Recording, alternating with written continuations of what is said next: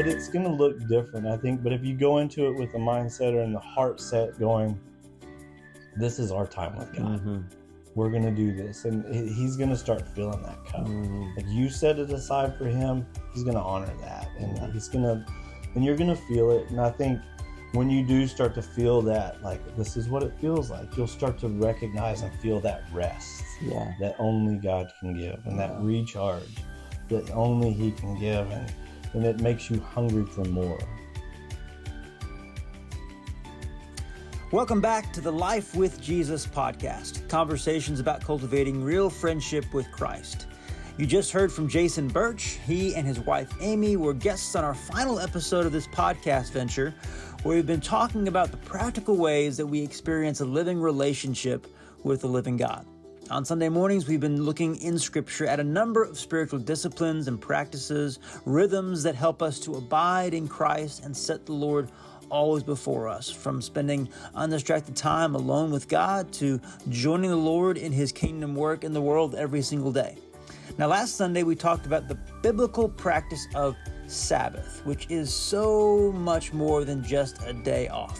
It's a time when we intentionally set aside non-essential labor, both paid and unpaid, to worship and rest, to pray and to play, to delight in the goodness of God and the world that he's made.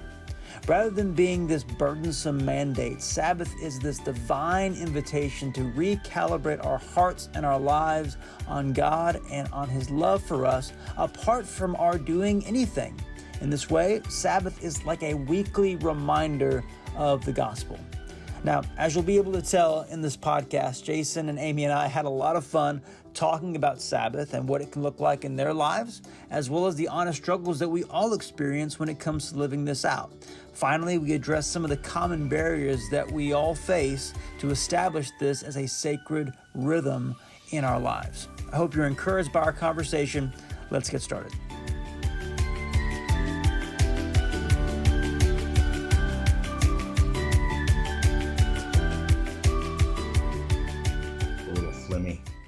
And that's the first thing that we have recorded right there is you saying, I feel a little funny. That's going to stay on the podcast. Okay, so I'm here with Jason and Amy Birch. Excited to have them on our podcast today. This is going to be the final episode of our Life with Jesus series. We've been walking through very practical ways that we live out our relationship with God, and then taking time each week to talk about that, how these things actually flesh themselves out in the day-to-day life. It's one thing to talk about them on Sunday mornings, but then when you get out of the church building and you're waking up on Monday morning, how do we live a living relationship with God? And so before we get into all that, Jason, Amy, tell us a little bit about yourself, about your family, when y'all moved to Lexington, and how God brought you to First Baptist. So Jason Birch, Amy, married to Amy. We've been married 22 years. We've been in Lexington. You asked me to go first, and I should not be first because I don't remember. Good. Oh, we have 4 kids. I do know that. No. 4 kids: Tyler, Mackenzie, Aubrey, and JW. We've lived in Lexington for 9 years, 10 years ish. Been a member of First Baptist for 5 or 6 years. I think about 6. No, it's totally good. I knew I should. We're one take, Birch. We're one take. His numbers First of all, you've been married for 25 years. You have 5 kids. No, I'm just kidding. No, he does this every time. Every time. That's why I don't do numbers well either. Don't be mean to him. Hey, I'm sorry. Then you go. No. We've been here. No, go. I'm so. No, I know I'm wrong. I know I'm wrong. So give us the numbers. When did y'all move to Lexington? Well, no, we moved here in 2016, and we started coming to Lexington about 2017. So, I mean, sort of. You were off of a year or 2. Okay. Kids were right. Kids were right. Still 4 kids. We're married 22 years. Yeah, that's right. The important numbers were correct. Yeah, for sure. So I've been chosen to be an elder here at the church. The honor to be able to do that. It's one of those roles that's pretty important, but I also enjoy it because it's drawn me a lot closer to the Lord. Amy, come on. What do I say? I don't know. You don't have to say anything. We're just, I don't know what to say. I don't know why. You covered it all. Why? I don't like to talk about myself. Taco meat. Burgers. Right. Burgers. Yeah. Burgers. Yeah. Okay. So one of the things that we've talked about and asked every couple that's been on this podcast is whether you grew up in the church or not, if you spent any time recently, you've probably heard people talk about having a relationship with God. That's a very common phrase you hear in churches any given Sunday. In your own walk with the Lord, your own journey to faith, like when did you encounter that concept of having a relationship with God? Was that very early on in your faith? Did you grow up with that? Talk about when you first heard that phrase and what it maybe meant to you early on. So for me, like, I never thought of it differently. I don't know. I can't pinpoint if it was church growing up, but when I came to faith, that's how I knew. Like, I got to have a relationship with Christ. So, and that was through prayer. So my prayer life has been pretty strong. So I knew nothing different. That was the beauty of coming to Christ, was having that intimate relationship with him. Awesome. What about you, Jason? I mean, I think I was saved really young. So, Mom was a good teacher of what this looks like, and the relationship part of it. I think you're told when you're young that you're going to invite Jesus into your heart, and he's going to live there forever. And you so it seems like when you're younger, I remember thinking of this imaginary relationship of like, it's Jesus. He's in my heart. I can talk to him whenever I want. But then you see kids at school that have imaginary friends, and you look at them and you're like, they're kind of weird. Yeah. So it wasn't always weird, but it was always like a kind of, I don't know what to do with this type deal. But I remember Mom emphasizing like, it's a real deal. You have a relationship with God, and it never really clicked with me probably till I was much older. But it was there. It was part of like, if you're going to be a Christian, if you're going to do this, this is what it means. This is what it looks like, kind of that. So that was there pretty early, but realizing it and actually coming to grips with what it was took me a little bit longer to kind of grasp. Yeah. So I love the fact that you mentioned how as a young Christian, you made that connection of, okay, I just having this imaginary friend thing going on, because I think that's an honest struggle many people have. How do you have a relationship with someone you can't see, you can't touch, you can't very rarely, if ever in your life, audibly hear? And so how does this work? And the struggle with that, I think, is something that many people maybe are embarrassed to talk about. They feel like, well, if I say that I struggle with this, that means I'm maybe not a Christian, or what's wrong with me. Can you guys maybe speak to moments in your own life where you struggled in whatever way with just the practicality of having a relationship with someone you can't see, touch, hear, that kind of thing? I mean, I think if you think about it, it's a struggle even to today sometimes. Because you're praying to someone you don't see, and it's a struggle. And if you don't find it hard, then I would say that's not normal. Yeah. I think what you just talked about was that disconnect where a lot of folks maybe say, and I agree, it's a struggle to have a relationship with the Lord every day. I think even you go back and look at church history, some of these incredible men and women of the Lord, you think, man, these are folks who are walking so closely with Jesus. They just probably had this never-ending conversation throughout the day, always felt the presence of God.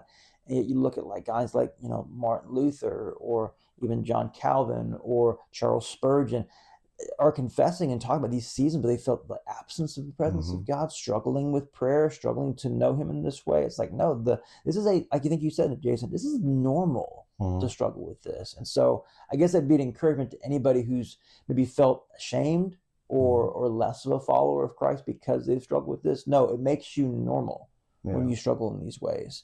And when you actually step into that relationship, to know that there are going to be struggles. Just like, this may not be a one-to-one correlation, but to know that when you get into marriage, there's going to be struggles in marriage. That's what marriage is. It's a normal experience that when you reach those patches of struggle, you can be like, oh, this is part of the program. Yeah. Same thing with your relationship with Christ. When you have those moments when it's hard to pray, or you struggle to feel his presence, or you're struggling with doubts, that's normal. Yeah. It's part of this thing. So, an encouragement there. Yeah. And I think just but the picture's always painted differently. Like, that's not normal. Mm-hmm. That's abnormal. Mm-hmm. This should be this Christianity. I think we've talked about this over and over. Christianity, you say the prayer and you invite Jesus in your heart. Everything is great for the rest of your life, and you never have struggles. But it's the exact opposite. It's going to be hard. It's going to be, you do have those struggles, and it's tough. Yeah. Well, I think it's a great way for us to kind of just begin the conversation today, is embracing the struggle that having a living relationship with the Lord is going to be, not just early on in your faith, but for the rest of your life. And to know that God is in the midst of that. He's actually drawing us closer to himself. Usually greater depths of maturity and intimacy with God comes in those seasons of struggle. And so the more we can kind of embrace that, get behind it, the more we're better equipped for the long run of this walk with God. So we talked about many different ways that we can practically connect with God over these last 7 weeks. We talked about spending that undistracted time alone with the Lord, hearing God's voice through Scripture, responding to God in prayer, making sure that what we do when we're serving the Lord, whether we're in our home or whether we're out of the work site, that we're doing everything we can to honor God and to work with him. That invitation that picture we painted of a father who invites his son to come alongside him in his labor.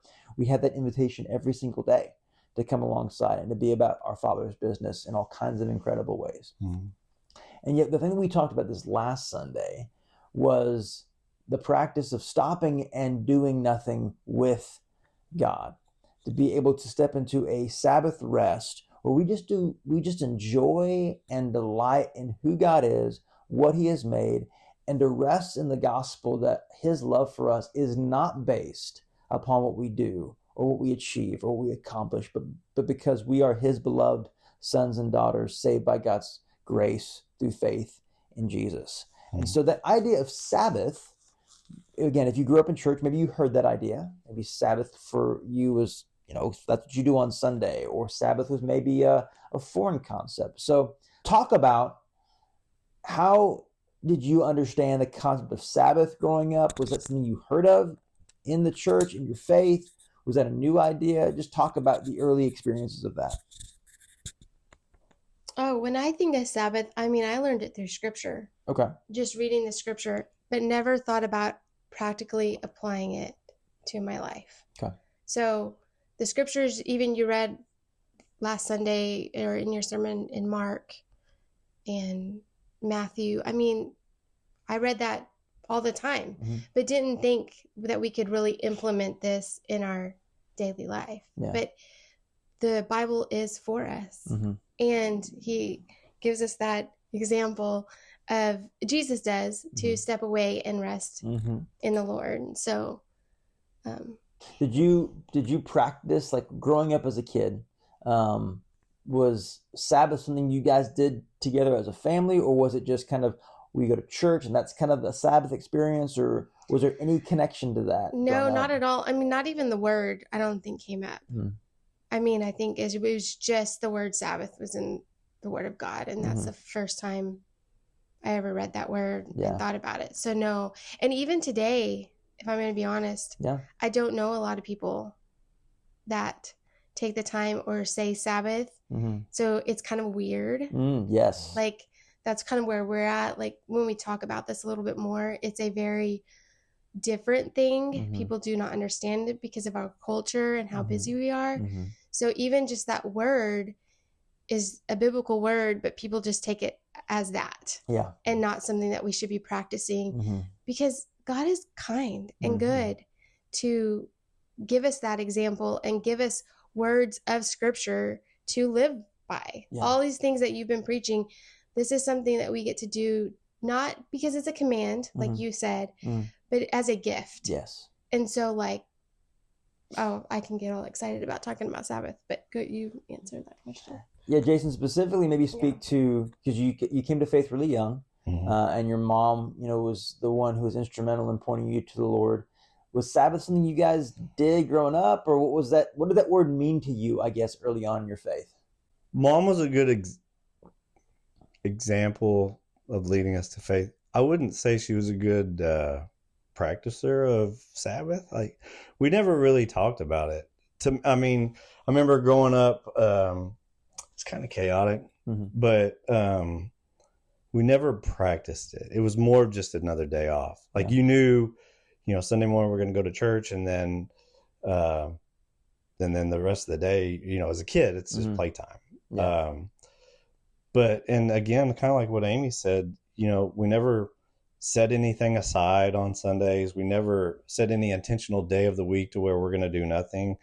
And it's the same with us. I mean, even up until now in our, we never, I would say a good majority of our walk, we've never set intentional time aside to be with the Lord, or made it as important in our own family to go, this is the Lord's day. Yeah. We're going to rest. Yeah. And that's the cultural norm. I mean, it's just, we live in a society where it's just, if you're not moving and going forward and doing something, even on Sundays, it's kind of frowned upon. Yeah. And when you say, I'm not going to do anything, or just the thought of turning your phone off on Sunday, people, it sends shockwaves through people. I couldn't get hold of you for 10 minutes on one day, and it's just not normal, and it's not normal for us. So it takes intentional practice, and like, we have to make ourselves do it. Yes. So but early on, no, and even most of our lives, no, it's been a challenge in that area. So knowing of it, reading it in the Bible, I think it's one of those things you read in the Bible and just kind of glance over. Yeah. It's like Old Testament. Yeah. They did that in the Old Testament. We don't do that now. Yeah. And so they set that aside to do, and it's one of those things that, like I said, just those glance over verses that you read in the Bible and you go, no. But then the more you dive into it, the more you start, and actually the more you practice it. Yeah. And realize the importance of it. And you do it a couple of times and you go, huh. Yeah. It's like Amy said, God's so kind. Yes. And you find so much in that, and just that book we read, just being still, sitting still, or not necessarily sitting still, but resting. Yes. It changes so much. Yeah. Now, I think one of the things you mentioned, Amy, that it was good for us to go back and address is that for New Covenant believers, Sabbath does not carry the same type of mandate in the same way as it did to people under the Old Covenant. It is not this burdensome weight that we're to carry, but this incredible gift that God has given us. Again, I was struck by what Jesus said to the Pharisees and to us through Scripture. The Sabbath was made for man. That's an incredible idea, that God made this for us, purposely for us to be able to enjoy. Like you both said, just the kindness of God. What an incredible gift that we could step away and do this. So because of that, there's a lot of freedom in how we as New Covenant believers can live out Sabbath. It doesn't necessarily have to be tied to a day. There's a lot of things that are going to look unique to each and every person. Sabbath can look like the Sunday morning or Sunday experience of starting in church. That does work well. But for some of us, whether you're a pastor or maybe even an elder who serves, or some of our worship teams, some of our Sunday school teachers, Sunday morning can be a lot of labor. And so for some of us, Sunday does not work really well as an actual Sabbath time. But one of the things that Paul was very clear on in Colossians chapter 2, verses 16 and 17, is that we're not to pass judgment on anyone when it comes to keeping a Sabbath, what that looks like, even how it's tied to it, tied to our faith. In 2 Corinthians, Paul talks about how some people will consider certain days to be sacred, while others will consider every day to be the same. The important thing is that each person decides before the Lord in their own heart and mind what this looks like, and does not pass judgment on another. And so there's a lot of freedom in how we do Sabbath. And I think for some who are listening, their experience may be that they grew up where there were so many things you could not do on Sunday morning or on Sundays because we're not going to do this, we're not going to do that, we're not going to. Sabbath means only these things and nothing else. They have more of that experience of that kind of legalistic, burdensome way of Sabbath. That's not what you and I experienced growing up, but there may be some who, man, I remember we could not do this, we could not do that. I joked about the fact that our church covenant that was written in 1850 said you cannot play cards, you cannot play baseball, you cannot, here are all the things you cannot do on the Sabbath. And yet Paul says in Colossians, we're not to pass judgment on these things. It's this incredible gift that we are invited to say yes to. Why wouldn't we say yes to it? But it's gonna look unique to each of us in different ways. Yeah, I mean, I think but that's the faith walk with everybody anyway, right? I mean, not only Sabbath, but your prayer life, all the stuff that you've been touching on, this relationship with Jesus, yours doesn't look like mine. Mm-mm. Mine doesn't look like Amy's. I think we try to make our Sabbath, mimic that and try to be on the same page as it with it and all of that. But yeah, it's going to look different. Yeah. I mean, it's not going to look like, I was thinking when you're saying that, some families go from, it's funny that we just mentioned two different scenarios, the rigid, like this is how you're going to Sabbath. And then the other one that's like, it's just a passing verse in the Bible. Mm-hmm. And then there's the big, huge area between it. Yeah. And that's left to us to fill in our own walk, right? In our own families on how we're going to choose to Sabbath. Yeah. And it's just going to look different. I don't think there's a set rule set to say this is how it should be. And I think if you leave that up to the Lord and how you decide you want to do it, it's going to be, just different. Yeah. You mentioned that it's going to look different for everyone and it's going to be unique to every situation. Everyone's walk with the Lord is unique in that way. So I'm curious, what does it look like for you guys to experience Sabbath? Amy, you mentioned you're trying to step into that more, and it does look strange to everyone else.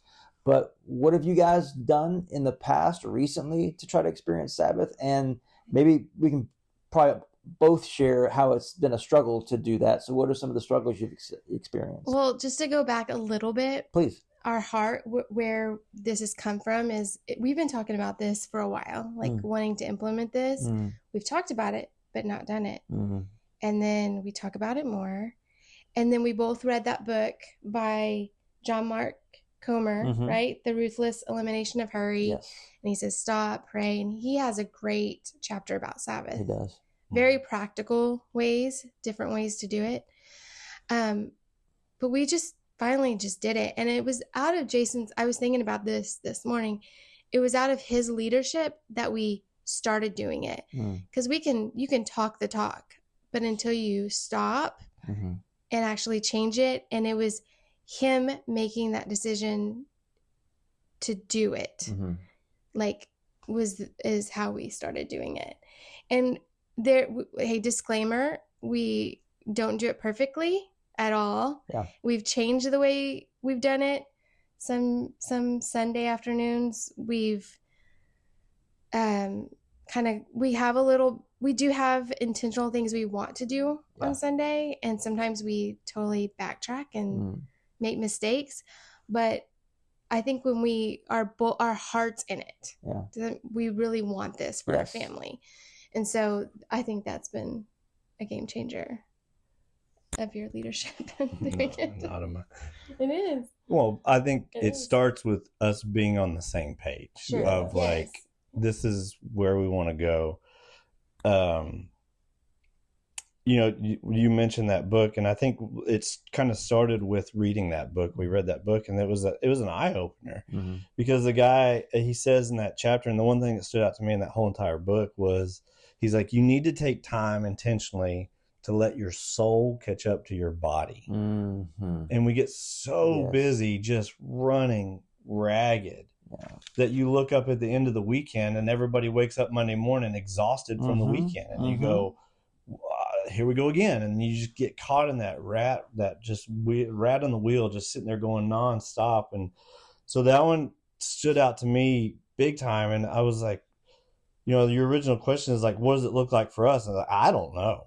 Yeah. I mean, I think we did it one weekend and I was like, let's do a puzzle. And that was fun. It was fun. But then you get, Monday morning and there's a half done puzzle on the table, on the kitchen table. And I'm catching myself before I go to work, putting 5 pieces in. I'm like, this is stupid. You get that stupid thing off the table because I'm going to, but it was me. I think the 2 little ones were with me and I think you came in and did it.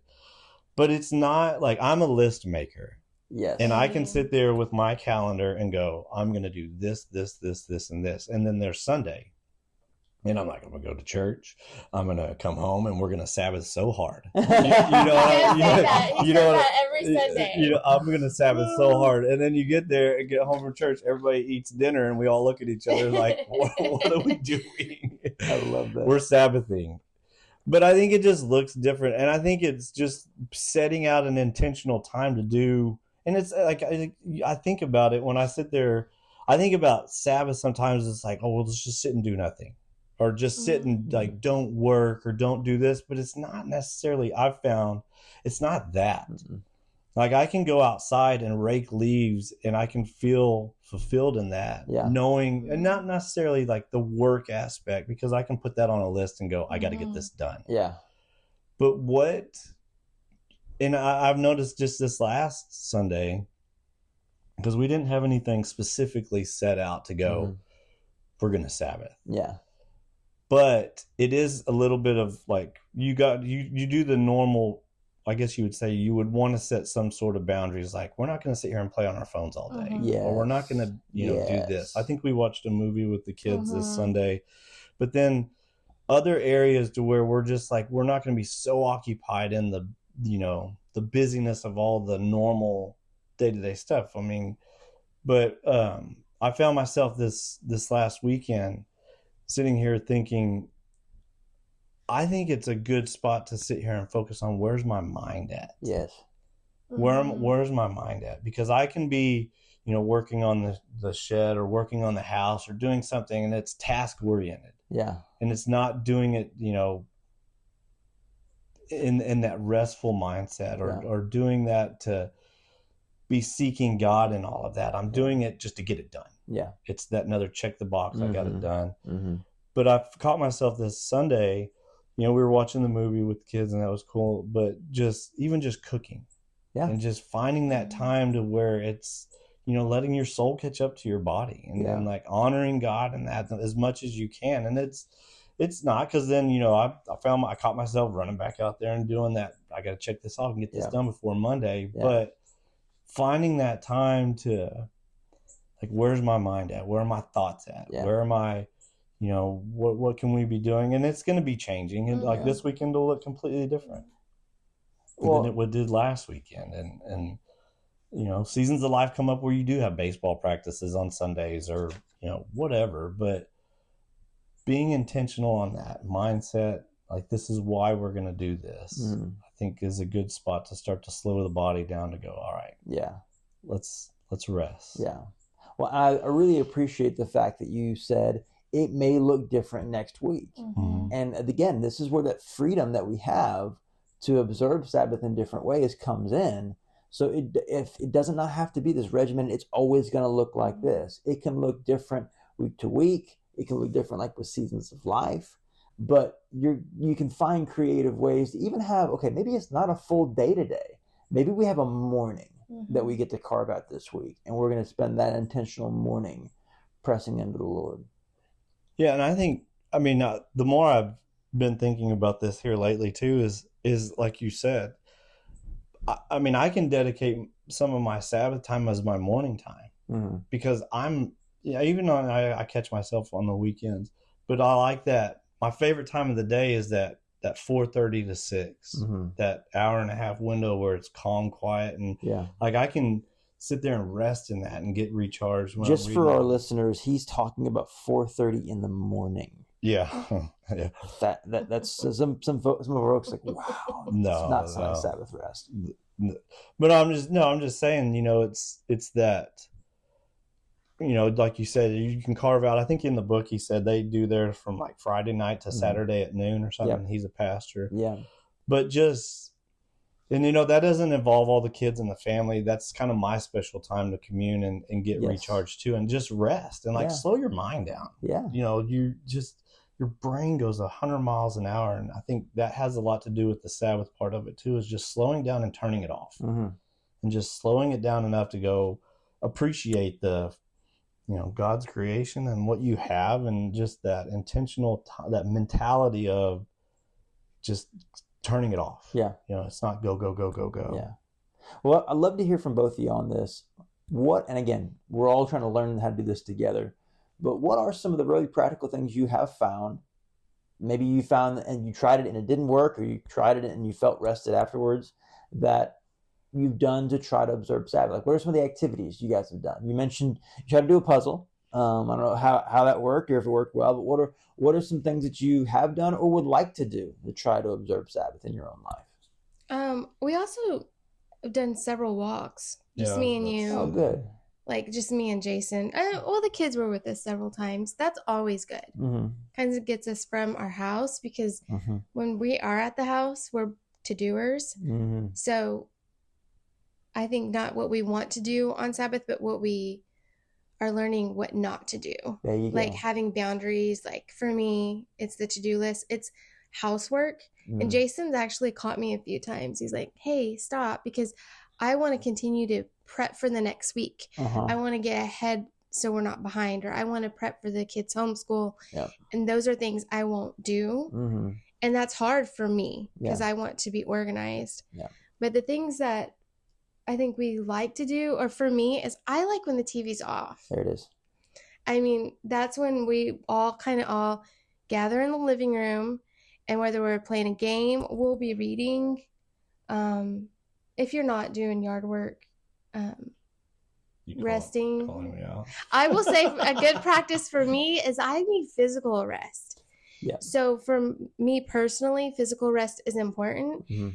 On the day of Sabbath and I'm taking a nap, it will be the best one, because there's not guilt in it. Yeah. In thinking I need to get up and do like things to get prepared, or do this for the kids, or with Jason, they're just not guilt. And I will just have the best sleep. And that's good for my body for the next week. That's good.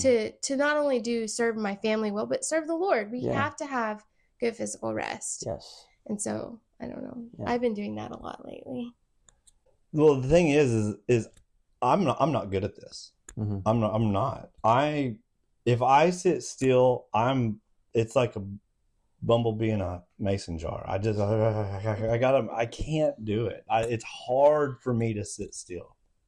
What? But he does. That's the thing, is he's not giving him this, you're not giving yourself enough grace. And seriously, the best time you've ever sat still is on Sabbath. You're in your chair, you will rest, you will read. And I think that actually sets a tone for our house when Jason's sitting still on Sabbath. Because if Jason's everywhere, then I feel like I need to be everywhere. Right. The kids. Well, no, but it's hard. Yes, I can't. I'm telling you, I struggle with this. Yeah. Because I feel like I'm being lazy, and I feel like I'm not, and I'll go through all those, but it is beneficial. I think when we go and walk, and we don't have the TV on a lot at the house anyway, but it's like when we cook together, we love cooking together. And we're always in the kitchen anyway. Yeah. But when we get everybody in there and turn some music on and cook, or those have worked for us. The walks were good because you're outside and you get some fresh air and just kind of just that.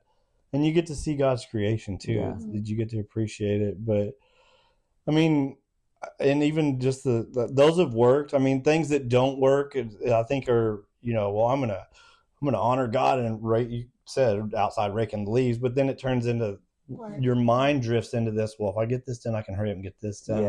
Yeah. So those, I personally try to shy away from that stuff that I can check off and trick myself into thinking I'm doing this to Sabbath when I'm really not.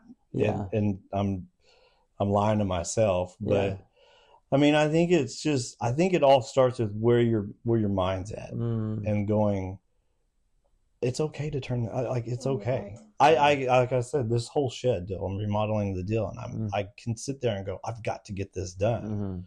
But then I sit there and I've told myself a couple weekends ago, I was like, who cares? Yeah. I don't need, I mean, it's, I need to sit down and rest. And it's crazy to see how, even in just slowing down the mind, the rest that God does give you, like you talked about earlier, it's such a gift. Yeah. Because you don't wake up Monday tired and you go, it's okay not to do anything. That's like the anti-American thing to say. It's like, it's okay to sit on, the way they look at it, sit on your butt and do nothing all day and call that Sabbath. Oh, it's your religious practice. No, it's what God's asked us to do. Yeah. Is to like rest. I give you that rest. Yeah. And he said in that book too, he says, we labor hard for 6 days to enter into that rest. So we're working towards Sunday. That's what I was going to say, is the more consistent that we've been and practicing it, I look forward to it. Like that's what we're doing during the week so we can get there. Yeah. Does that make sense? Yeah.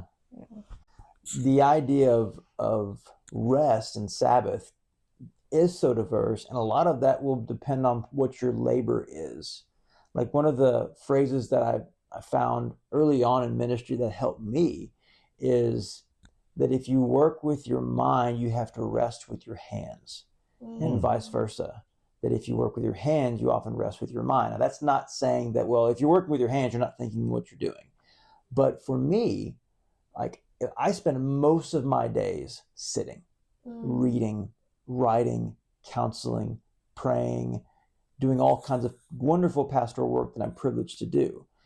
Because my labor is so intellectually intensive, where I'm studying and reading and writing, rest for me does not look like sitting down and reading more or even reading something different. Like I spend most of my week sitting. So for me, rest is actually going to be more active. It's not going to be, hey, sit and do nothing. It's going to be go, and the phrase we used on Sundays, go play with the Lord. Like, go do something that you're going to enjoy and do it consciously with God. And so it can be activities. It can be you going and, for me, I love fly fishing. I love going and playing tennis with folks. I love, getting to go outside. You mentioned walking in creation, stuff like that. And so it can be an active kind of rest, but you have to be, as you said, cognizant of your own heart. Like, are you trying to, in the back of your mind, be productive and accomplish this or do that? If you get to that mindset, you have to stop and reset. Like, no, you're doing this with the Lord. And I think that formula that Paul gives us in 1 Timothy 4, that everything is created by God is good, and nothing is to be rejected if it's received with thanksgiving and prayer. And to be able to stop and to pray and to give thanks to whatever it is we're doing, whether it's, cooking with your family or playing tennis with someone, or even going and doing jujitsu and getting, punched in the eye. If you can stop and thank God, in the midst of that, or maybe not in the midst of it, but afterwards. Anything can be Sabbath if you're doing it with the Lord and if it's life-giving and restful. One of the things that we've all mentioned is, okay, I know what Sabbath could look like. I even know what it should look like. I've even, just like you, set the intention, okay, this is the week we're going to sit down and do this. But then we struggle to follow through with that. For me, I know there's a struggle with how do you Sabbath well with children? How do you, be able to intentionally step into rest and not just have a bunch of infighting going on? So what encouragement would you give to families who love the idea of Sabbath? Hey, it sounds great. I just don't know how it works. And maybe especially with those folks that have smaller kids in the home. The encouragement is just to do it. We have to teach our kids. We have to live by example. So it's not going to go perfectly. I understand the small kids scenario, but we just say, like Jason said it earlier, we're going to Sabbath hard today. And that's what we do, and have boundaries. So if it's no TV or no phones, this is what that looks like. Y'all go entertain yourselves, or we're going to do things together as a family. That's a great time to do that. We all live busy lives, even with our kids' schedules, and so we are separated. I think that's always going to be a struggle, but even if it's not that 24-hour period, even if it's that afternoon, 4 hours, guys, in this 4 hours, this is what's going to happen. And it definitely might not be perfect, but you got to try it. You know what I mean? Like, they won't know what they don't know. Yeah. So you just got to do it. I mean, our kids don't know exactly like maybe why we're doing this. We've talked a little bit about it. One of our kids came after your sermon and talked to me a little bit more about it because he knew we did it. But I hope when they grow up, they can see that it was different and this is why we actually do it. So I don't know, just do it. That's the great. Lord gives us this opportunity, just go for it. Well, and it's planting the seeds too. It's also, and the kids are seeing it and seeing us trying unsuccessfully sometimes, but successfully modeling it. But what I was thinking is like encouragement for anybody is, you know, we talked about it, like we're going to set it on the calendar. Sunday, we're going to Sabbath, you know, and we face an enemy that knows exactly what we're trying to do.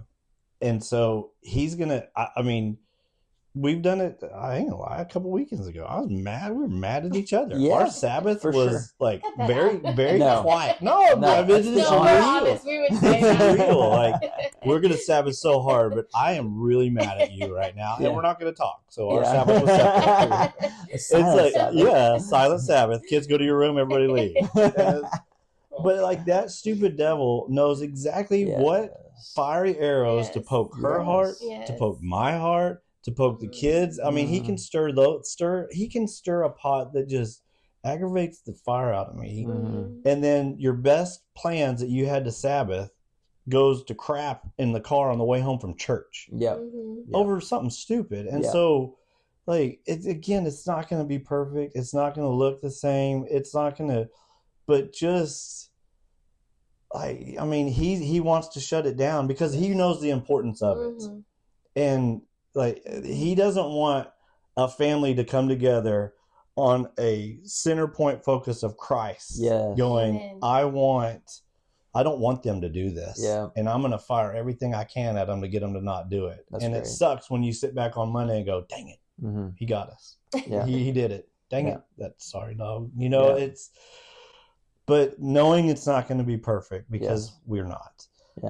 Knowing that you're going to face opposition in it. Because there's a true enemy that doesn't want you to do it.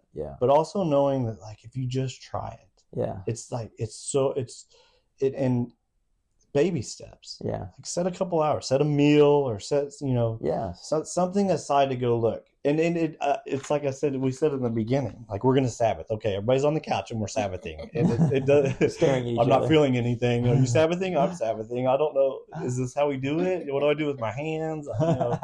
I don't know, but it's going to look different, I think. But if you go into it with the mindset or in the heart set going, this is our time with God. We're going to do this. And he's going to start feeling that cup. Like, you set it aside for him, he's going to honor that. And he's going to, and you're going to feel it. And I think when you do start to feel that, like, this is what it feels like, you'll start to recognize and feel that rest that only God can give, and that recharge that only he can give. And it makes you hungry for more. Like, okay, it worked. So, and then, you know, again, the next week you got to go, or the next couple days or whatever. It's just keep doing it. It's just, you got to keep trying. Otherwise, you're just going to get stuck in that rut. Like, you know, I tried it and it didn't work. And, but we've found it to be the times that we do it, and it's so refreshing. And so, I mean, just keep plugging away, keep trying. It's definitely worth doing for sure. You mentioned the fact that we absolutely have an enemy who does not want families or individuals to stop and to take this time just to enjoy the rest that God provides, to be able to know that we're loved and cherished by God apart from our doing and striving. That's the heart of the gospel, and the enemy wants to pull us away from that in all kinds of different ways. There's all kinds of barriers that we're facing to be able to do this well. Part of those barriers may be things like the church. Oh, yeah. Scheduling a ton of activities on Sunday afternoons Mm-hmm. to, again, the Sabbath does not have to be tied to Sunday. We talked about that before.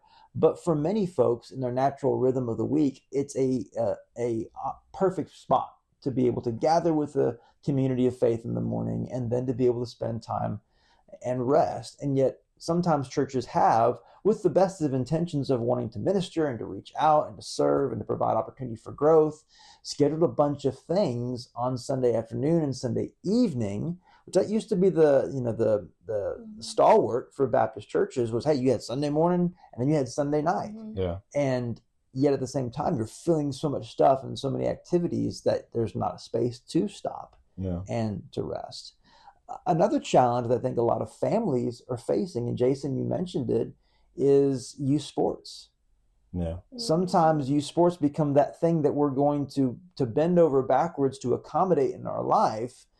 And there's never a point where we say no to it. Mm-hmm. Like if we think about that for a moment, if there's freedom in how we live out the Sabbath, there's freedom in how we worship in so many ways. But if there's never this mentality in our minds where it's okay to miss church or to miss Sabbath for youth sports, but it's never okay for the other way around. It's never okay for me to say, no, sorry, coach, we're not going to make this game. We're not going to make this tournament. We're not going to make this practice because we as a family have committed to do this. Then what really is the priority in our hearts and in our lives? Yeah. If I'm never going to say no to this, that's probably the thing that we're valuing. You know, I heard a pastor say one time, he said, if your kid's going to be the next Michael Jordan, he's going to be the next Michael Jordan, no matter what.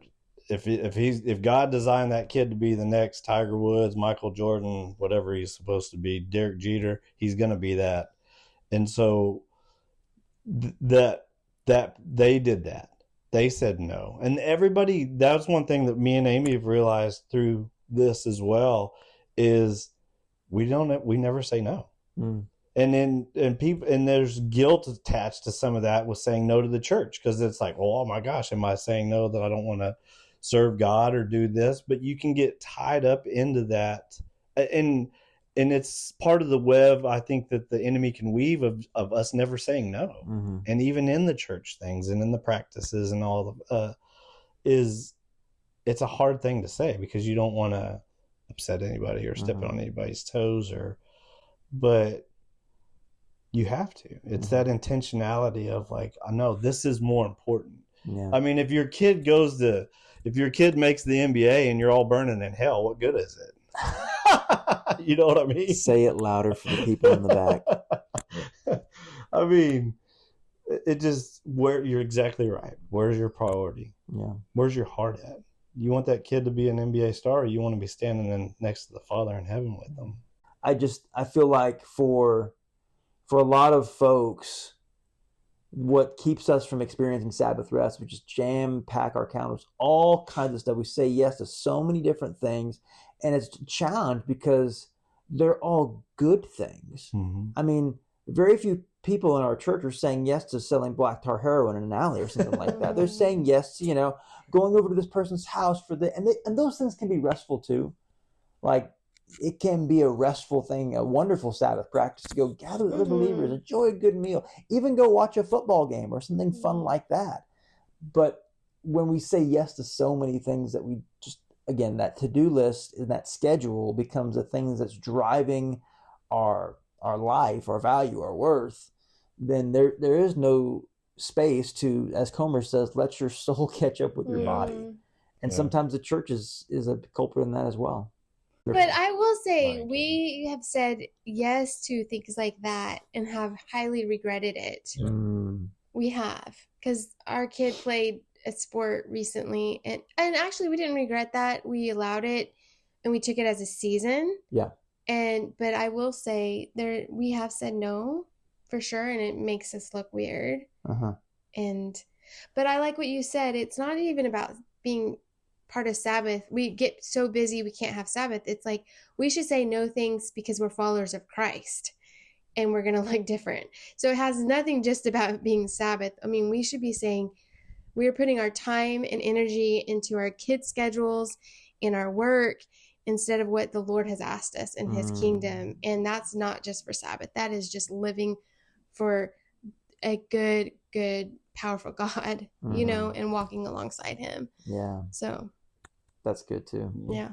And the other side of this is there are honestly some folks, even in our very busy, hectic culture, that their problem isn't actually you're not getting enough rest, but you're not honestly engaging full on in saying yes to God's work in the world. Remember that the sermon we did 2 weeks ago of like God has invited you to come and be a part of something that's eternal and lasting. There's a really great quote from Dietrich Bonhoeffer that I ran across the other day, and it says, "However thankful we may be for all our personal pleasures," so we can think about that as Sabbath, "we mustn't for a moment lose sight of the great things we are living for." And so for those who are maybe sitting on the sidelines too much and are spending too much time maybe doom scrolling on our phones or binge watching Netflix or spending our weekends in maybe what is trivial, maybe there is a space for us to say yes to getting out and serving. And like you said, Amy, saying yes to things that have an eternal purpose rather than just saying yes to a bunch of things that are trivial at the end of the day aren't going to really echo into the new creation the way that some of these other things will. So there may be some folks who need to recognize that part of the Sabbath rhythm is that we labor well for 6 days. And then we Sabbath well on that seventh. And there are some folks who maybe need to labor well for 6 days. That's what they need to hear, is God has designed you to work for something significant in the world. Yeah. That is good. That's a great, just, again, it gets to go. Are you laughing? Pondering? Amy. This is the best podcasts are the ones where we forget that we're being recorded. Well, no, I mean, I think it's such a good, it's such a good deal because it brings it back to that eternal focus, but just work in and of itself. You mentioned it a couple days, was it last weekend, about working unto God? Yes. But I mean, everybody thinks of that, you think of that as like, well, that's the pastor's job. He's the pastor. He's always working. And to the pastor, no, that's everything that we do. Like, you have to have that eternal kingdom focus on everything, from your work to your relationship with your wife, to your relationship with your kids, to your relationship with your coworker. I mean, a kingdom focus on all of that, as well as Sabbath. Is like that mentality switch of like, I'm doing this because A, God is allowing me to do it. And B, because it's like, it's me honoring him in that. And where we find that switch and how we get there is different. But I like that because, it's that kingdom focus. It's that kingdom drive. And I think we're going to end it there. Can we do some encouragement real quick? No encouraging. For what? Encouraging. What do you mean? Like encouragement?